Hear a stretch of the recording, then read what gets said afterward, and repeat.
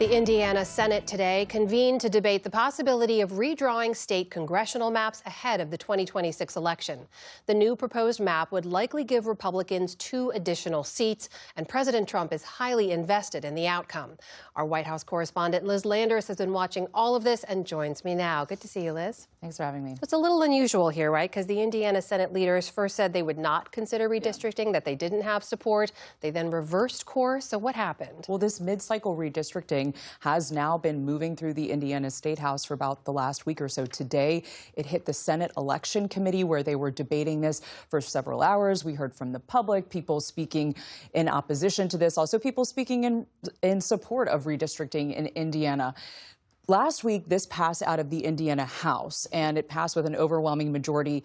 And this new congressional map would redraw the current Indiana map. Right now, the Indiana state delegation is made up of 7 Republicans, 2 Democrats who represent them in Congress. This redrawing of the map would redraw it so that it would be 9 likely Republican districts and no Democratic districts. And the way that this would happen is dividing Indianapolis, the capital city, into 4 of these different districts, so diluting some of their voting power there. I spoke with the former Republican mayor of Indianapolis, Greg Ballard, on the phone last week. He said to me he's opposed to this. He also thinks it's a bad idea because it will fray the community there and dilute the voting power of the folks in Indianapolis.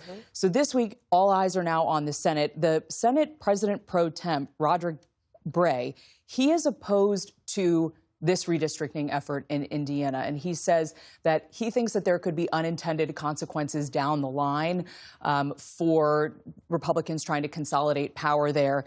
And even other Republicans who do support this, Senator Ron Alting, he backs this. He also doesn't think that this is going to pass out of the Senate this week. The votes aren't there.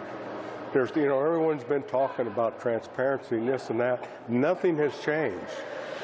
It's the same as it was when we came in a couple months ago and started discussing this. The votes is not. Hoosiers got great values, and the threats and all that to my colleagues on the other side has done nothing but make them dig in even stronger. It's had a reverse effect on it.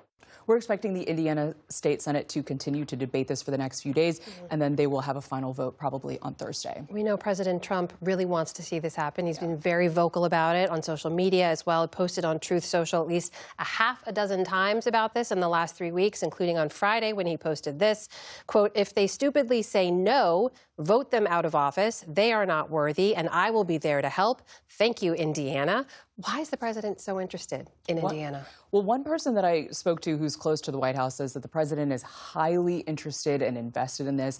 Another person said that he is obsessed with this. He's been making calls around the clock to allies across the country about this.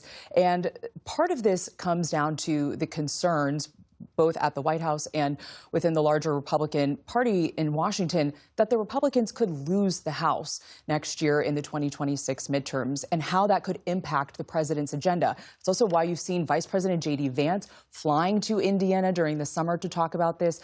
We understand from reporting that House Speaker Mike Johnson has been talking with lawmakers on the phone in Indiana about this as well. So sort of this all-hands-on-deck effort from Republicans here in D.C. All the attention has also raised the political temperature. It seems to go beyond politics now, right? There have been some reports of death threats against some of the Indiana senators. Tell us more. We've counted more than 10 Republicans in the Indiana State House who've publicly posted or talked to local press about some of these death threats that they're getting. Also, the governor there, Mike Braun, has been receiving some of these threats as well. Some of these include swatting incidents to people's homes, also their businesses.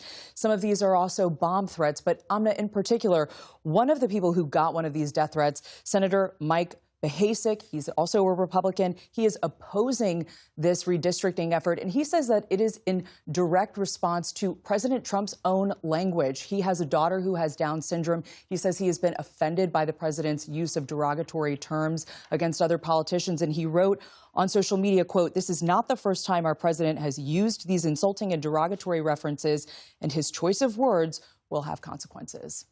Our White House correspondent Liz Landers reporting tonight. Liz, thank you. Thanks for having me.